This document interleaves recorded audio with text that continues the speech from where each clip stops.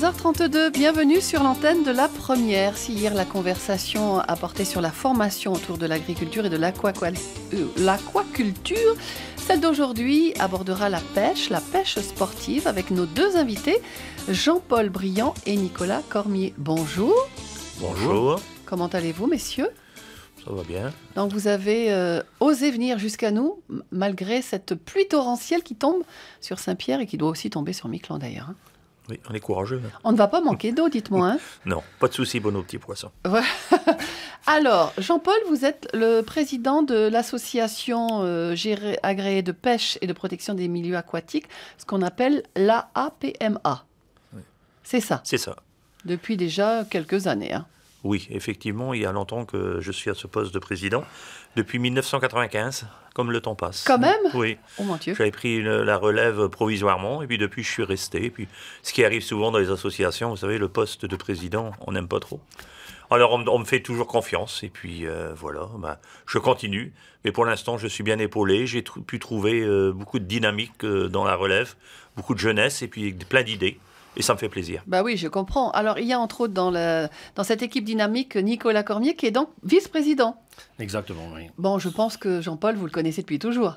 Depuis un bon moment. Après, en tant que président de l'association, et maintenant, en tant que mon président, on va dire, et le président de tous les pêcheurs, quoi. Et vous avez toutes les deux une passion commune, donc c'est la pêche sportive.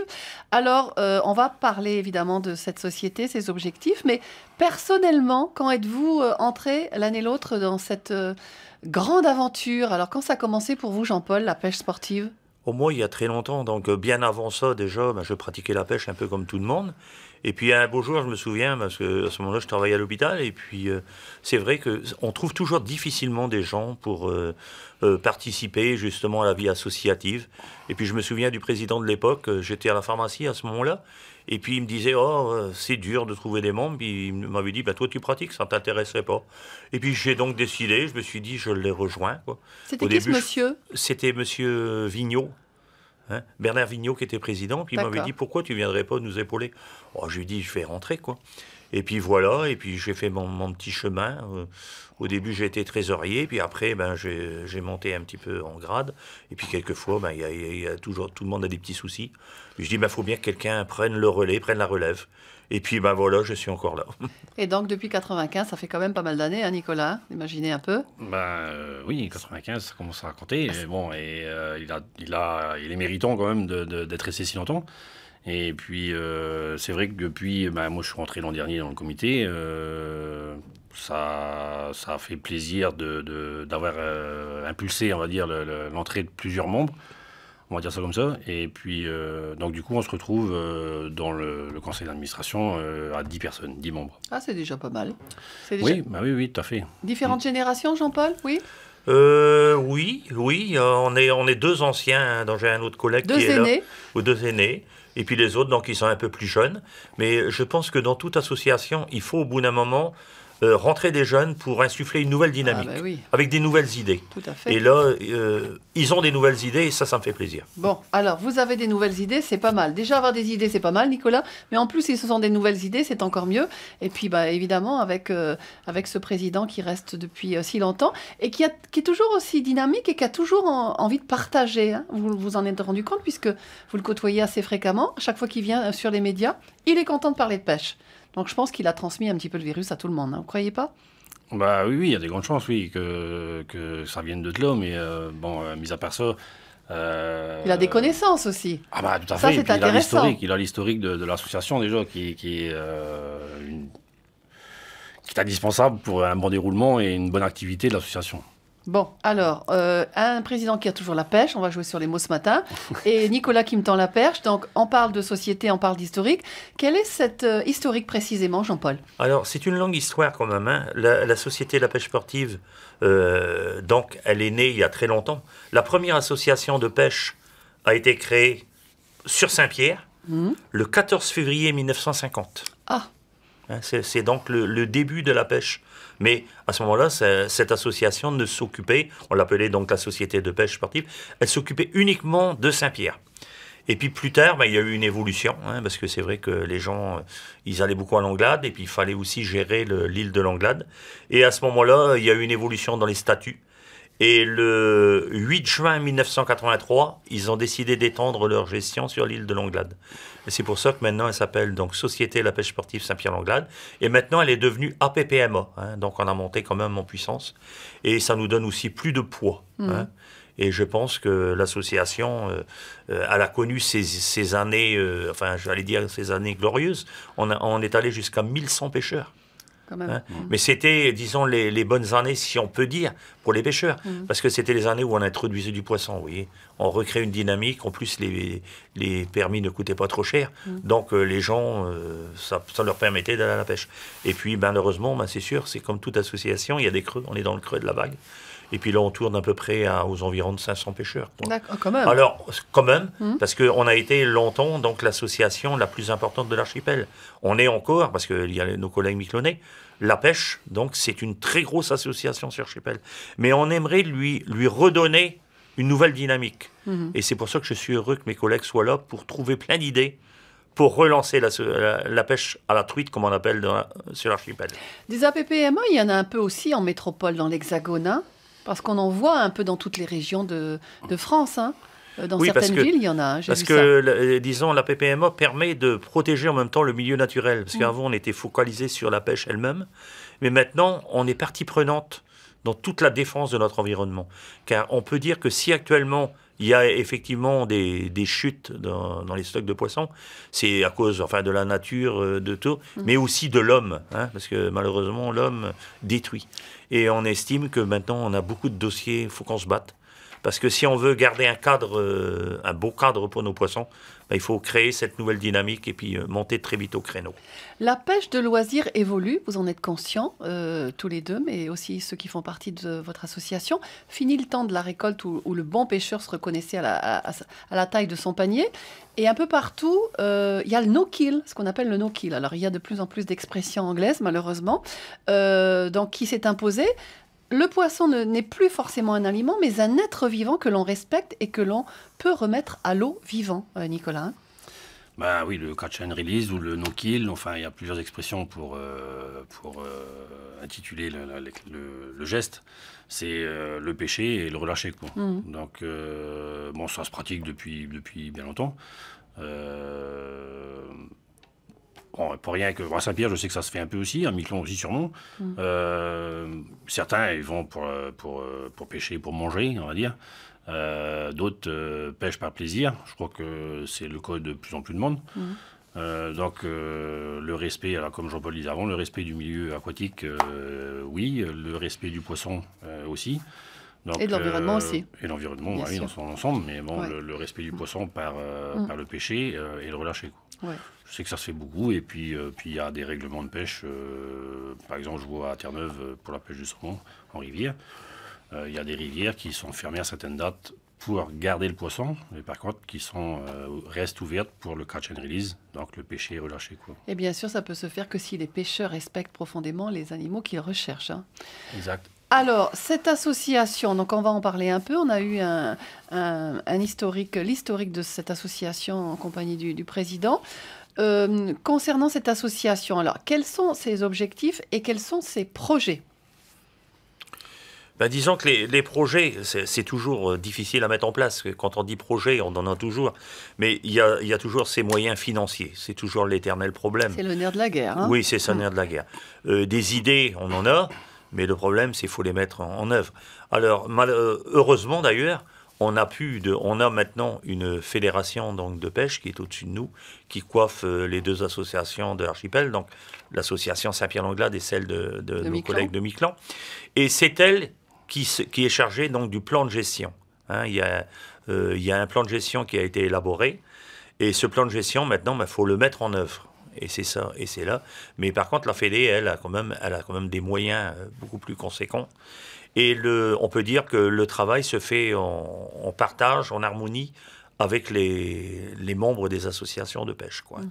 Donc, on se réunit régulièrement, on discute. Et puis, il faut arriver à mettre tout ça en place. Mais c'est du travail quand même de longue haleine, car il faut dire qu'il y a eu beaucoup de choses qui n'ont pas été faites depuis très longtemps sur l'archipel. Et on peut dire, rattraper le temps perdu, c'est toujours difficile, quoi. On aimerait aller plus vite, mais malheureusement, il y a un manque de moyens humains, un manque de temps, et puis les problèmes d'argent. Vous avez plusieurs occasions pour parler de votre association. Vous participez aussi à quelques moments forts, à quelques événements. En décembre, notamment 2017, Nicolas, il y a eu le Mouchaton. Alors, quel public a le plus apprécié cette initiative d'ailleurs ? Les retours que l'on a eus de cet événement-là, ont été positifs dans l'ensemble.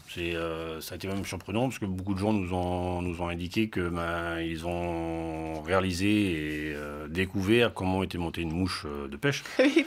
C'est pas tout, hein. De l'hameçon avec poils, plumes, enfin bref, tous les ingrédients qui forment une belle mouche. Beaucoup de gens étaient agréablement surpris, donc on avait profité de l'événement, parce que bon, c'est le Téléthon, c'est quand même pour la bonne cause, c'était de proposer une loterie avec les mouches qui ont été montées lors du Téléthon, quelques-unes en amont aussi, et puis une sculpture que nous avait offert M. Bérin-Morel pour meubler et puis de proposer des lots qui puissent attirer un maximum de personnes. Exact. Voilà, c'est ça. Et qui représente Saint-Pierre-et-Miquelon, parce qu'il fait de très beaux oiseaux. Hein. C'est ça. Et là, en l'occurrence, il avait fait ce qu'on appelle la truite, donc l'ombre de fontaine. Quoi. Ah, ça devait être très très joli, parce que c'est très coloré ce qu'il fait. Hein. En général, oui. Mais là, c'était bois brut et verni. Et alors, le public, est-ce que vous avez eu des enfants, des adolescents qui se sont rapprochés un peu de votre association ? De toutes les catégories d'âge. C'est bien aussi ça. Bien d'anciens membres de l'association, des jeunes qui ont voulu découvrir ce que c'était. Non, ça a été riche, puis ça a été un bon moment d'échange, de rencontre aussi, parce que ça nous a permis de rencontrer d'autres pêcheurs intéressés, d'autres personnes qui montaient leurs mouches dans leur coin sans que personne ne le sache. Donc c'est positif dans l'ensemble, mais puis la pêche à la mouche a toujours eu et garde maintenant comment je pourrais dire ça, une image de pêcheur très positive, quoi. Bon, c'est très très bien. Alors c'est bien parce que ce genre de manifestation permet aussi d'inciter le public, donc toute génération confondue, à essayer et peut-être ensuite de venir. Est-ce que dans les gens qui sont venus et qui se sont approchés de vous, il y en a qui ont souhaité faire partie de votre association ? Exact, oui. Ça arrive, ça. Tout à fait, oui. On peut le nommer, c'est Jolanton des Montreux qui est venu parce qu'il montait ses mouches et puis c'est venu se joindre à nous pour l'événement. Et puis, à la dernière AG, il a intégré le bureau de l'association, quoi. Donc, au début, pas trop motivé, mais au fil du temps, il a vu qu'il y avait de l'animation et des réunions régulières. Donc, il s'est rapproché de nous pour intégrer l'association. Donc, la manifestation a au moins eu l'avantage là.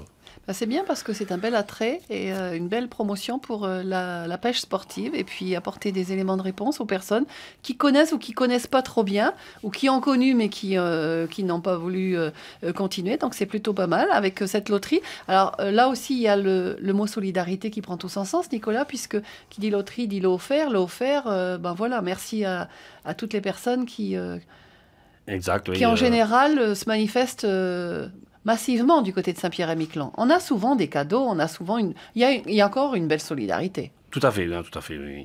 Pour le Téléthon d'ailleurs, c'est vrai que ça a été bien. Déjà tout le monde laisser ses mouches pour les laisser en lot. Ça devait être sympa à vivre, hein ? Oui, c'était un événement vivant et puis riche en rencontres, comme je vous disais avant, quoi. Ça s'est passé où ? Ça, on était à la salle des fêtes. D'accord. Il y avait plusieurs associations, organisations au sein de la salle des fêtes. Et là, on a vraiment apprécié. On avait notre petit coin, comme on disait, mais bon, c'était positif. Puis les gens nous ont porté des animaux empaillés, comme on dit. Parce que les poils servent au montage de mouches. Donc les gens voulaient se débarrasser d'articles en fourrure et puis nous les ont offerts, quoi. D'accord. Alors, l'ouverture, c'est toujours le 1er mai ? Effectivement, ça sera le 1er mai pour une fermeture le 7 septembre. Okay. On a repris un rythme normal. C'est un mardi, je crois, cette année, le 1er mai. Hein ? Oui, il me semble. Effectivement. Voilà. Et le 1er mai, et en mai, fais ce qui te plaît, évidemment. comme le dit le Oui, dicton. c'est vrai. Voilà, souvent le 1er mai, on voit toutes sortes de personnes, tous les âges confondus, se donner rendez-vous. Ça devient une tradition ici. Hein. L'ouverture, c'est attendu. Hein, Oui. Ah oui, tout le monde se prépare et puis C'est trop là, drôle. il suffit de... Oui. Là, il y a du monde partout, Mm. en espérant que le temps sera clément, mais même s'il ne l'était pas, les acharnés, ils vont monter. On met le ciré, on met les Oui, boîtes. Hein. oui. Les permis sont déjà en vente ou vont être en vente prochainement? Non, on travaille là justement là-dessus, Mhm. parce qu'on les met en vente en général à peu près 8-10 jours avant l'ouverture, donc on travaille dessus pour que ça soit fait dans les temps. Très bien. Alors, âge minimum pour avoir son permis de pêche? Il n'y a pas d'âge, Il n'y a pas d'âge? même quand on est tout petit, souvent les enfants viennent en compagnie des parents. Il n'y a pas d'âge, non, il faut commencer très tôt. Bon. Ce qui est encore plus proche dans le temps, avant le 1er mai, c'est le 23 avril. On va parler d'une projection de film beau, fortement intéressant, à différents points de vue. On en parlera avec vous deux, messieurs, juste après cette chanson de Ed Sheeran. Donc, programmée le 23 avril. Et les billets sont déjà en vente d'ailleurs chez Lecturama. On vous donne tous les détails dans un court moment sur la première. L'association agréée de pêche et de protection des milieux aquatiques, la PPMA, est représentée sur l'archipel de Saint-Pierre et Miquelon. Donc, le vice-président Nicolas Cormier, son président Jean-Paul Briand sont en studio aujourd'hui, mercredi 18 avril, pour en parler.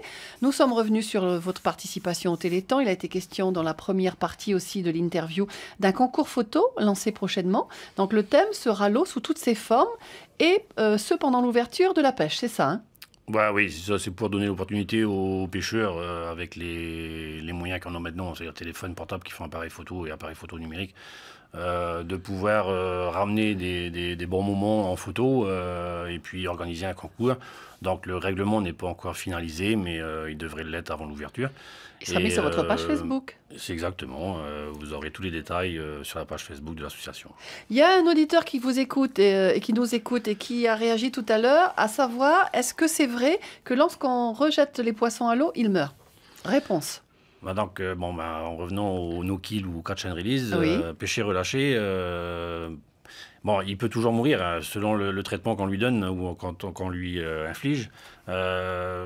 Si le poisson est ramené normalement, décroché Sans proprement, brutalité, évidemment. voilà, décroché proprement, et à la rigueur le laisser reprendre ses esprits et son souffle. Alors là, on peut le relâcher. Et dans les études qui sont faites, entre 3 et 5% maximum des poissons qui sont relâchés après une pêche arrivent à mourir. D'accord. Donc il y a encore 95% de C'est bons ça. sûrs. Alors, on va à présent parler du Rise Festival, un festival international cinématographique du film de pêche à la mouche. Saint-Pierre et Miquelon participent à sa façon en projetant le 23 avril de très beaux films, Nicolas. Oui, c'est-à-dire que le Rise Festival, c'est un festival de films international de pêche à la mouche. De très beaux films, certes, c'est une sélection de films à travers le monde, donc obligatoirement on obtient des résultats plus que corrects parce que même en qualité d'image, en qualité de cinématographique, c'est à l'initiative d'une personne de Nouvelle-Zélande, un pêcheur qui était aussi réalisateur et qui a commencé à créer des films de pêche et ça a fait boule de neige. Maintenant, il y a plusieurs organisations. Là, c'est Rise, après, tu en as un autre, c'est IF4. Maintenant, tu en as un qui est consacré uniquement au Québec, qui s'appelle Palm. Donc, c'est que des images de pêche à la mouche. C'est un succès assez important, même très important. Moi, pour ma part, j'ai eu l'occasion de participer à l'IF4 à Montréal l'an dernier, où tu vois une salle de 500-600 personnes qui est archi comble. Bon, tu as l'événement à côté qui est assez festif parce que tu avais la participation de l'équipe Hooké que certains pêcheurs doivent connaître sur les réseaux télé. Ça passe régulièrement. Tu avais Landman Troll, tu avais la Maison Point de Mire, tu avais la FQSA. Enfin, tu avais des organismes qui proposaient en vente des casquettes, des t-shirts, une cafétéria. Enfin, il y avait un moment d'échange et puis de rencontre des pêcheurs qui font que l'événement est riche. Et puis à travers le monde maintenant, l'IF4, par exemple, il passe à Montréal l'an dernier. Il n'y passe plus parce qu'il y a le PALM maintenant, le festival consacré au Québec. Mais il se produit encore sur Saint-Jean-de-Terre-Neuve, je crois que c'est début mai de mémoire. Donc il y a un engouement pour ce genre d'événement. Donc on s'est dit pourquoi pas ici, quoi. Alors, 2 heures de projection pour 7 destinations différentes. Exact. C'est exact. énorme, hein? Oui, il y en a 2 en France, sur l'Ardèche et la Dordogne. Donc Très sur des belle espèces région. de poissons différentes. Et bon, il y en a un au Québec, dans le nord du Québec, où bon, il y a la pêche au saumon, il y a les rencontres avec des peuplades autochtones. T'en as un autre en Australie, dans un jardin, le plus grand jardin d'Australie, avec pareil aussi avec des rencontres de peuplades autochtones. T'en as un autre en Russie. Et puis, bon, il y avait 2 surprises, mais enfin, je crois qu'on va, On va les vendre dévoiler. la mèche. On va vendre la mèche, c'est la destination Groenland et la destination Islande. Waouh. Donc, au niveau image, je crois que c'est des pays qui sont recherchés pour la beauté des paysages. Je crois que c'est un événement, à mon avis, à pas manquer, quoi. Oui, parce qu'il n'y a qu'une projection, donc il ne faut pas rater. Ah bah oui, et puis bon, si on se fie aux billets vendus pour le moment, je crois que ça marche très très bien. Donc, bah, rendez-vous lundi, quoi. Alors, c'est le 23 avril, les portes sont ouvertes à 20 h et la projection va débuter à 20 h 30. C'est cela, oui. Les portes seront ouvertes et avant le commencement, tu as des projections pour remercier les partenaires du Rise France. D'accord. Donc c'est plus ou moins de la publicité, mais bon, là, règle de publicité, il y a des images où on s'en fout plein les yeux, moi je dis. Donc je crois que c'est un moment à ne pas rater, vraiment. Ça n'a pas dû être si évident que ça de mettre en place ce genre d'événement, hein, parce qu'on est quand même loin de beaucoup de choses. Bah, c'est-à-dire qu'on y avait pensé en fin d'année dernière. Oui. Et puis, on a commencé à rechercher des bons festivals, quoi. Et puis, on est tombé sur Ride, donc on a commencé à travailler là-dessus depuis début janvier. Donc, échange de mails, surtout. Puis bon, les programmes, donc on a vu que vite, c'était le Rise qu'il nous fallait, parce que déjà, tous les films étaient, s'ils ne sont pas francophones, ils sont sous-titrés, mais je crois qu'il n'y en a qu'un. Et, donc 6 sur 7, oui, ok. 6 sur 7 destinations, c'est pas mal. Et puis de là, les échanges ont commencé, donc il a fallu discuter, parce que bon, le Rise en métropole, l'argent se déplace avec le festival et le présente. Donc ici, ça aurait cassé le budget, ou explosé le budget, donc on en a discuté, et puis bon, on fera la présentation un peu sous ses conseils. Avant la présentation, et puis voilà, quoi. Donc il y aura une petite entracte, mais 2 heures, oui, 2 heures plein les yeux, quoi. Oui. Bon, bah c'est très bien. Donc 23 avril, les billets sont vendus, mais pas tous, et ils sont vendus déjà depuis quelques jours. Donc il faut vraiment se manifester au plus vite, hein. C'est-à-dire que oui, ils sont en vente chez les Kurama. Je sais qu'il y a eu encore des coups de téléphone ce matin, parce qu'il y avait des gens qui étaient au centre culturel. Donc c'est pas au centre culturel que les billets sont en vente pour le moment, c'est chez les Kurama. D'accord. S'il reste des billets avant la séance, bon, on les vendra bien entendu au centre culturel, quoi. Bon, quoi d'autre à dire pour convaincre que là, c'est vraiment exceptionnel, hein, ce qu'on va voir. C'est ça, donc c'est un coût pour l'association, donc c'est à rentabiliser, je crois, parce que j'ai peur que si les gens se déplaçaient pas, mais je crois que là on est loin de ça maintenant, je crois, mais que ça aurait été une occasion manquée pour beaucoup, parce que je crois que comme souvent ou quelquefois ici, les gens ne vendent pas en disant on va voir. Oui. Et puis quand il n'y a que l'occasion, il ne faut pas la manquer, quoi. D'accord. Donc le 23 avril, on le rappelle, à partir de 20 h 30, projection du film. À 20 h, donc les portes vous seront ouvertes. Allez du côté de la librairie de Saint-Pierre pour récupérer vos billets. Et puis vous verrez que vous ne regretterez pas du tout d'y être allé. Puis c'est aussi remercier toute l'initiative et l'engagement de cette association dont nous avons reçu ce matin 2 participants. Merci Nicolas, merci Jean-Paul. Merci. Et à lundi 23 alors. Oui, c'est ça. On t'en remercie, Marie-Josée. Merci, au revoir. L'actualité, c'est tout de suite en direct de France Info. Il est 11 h.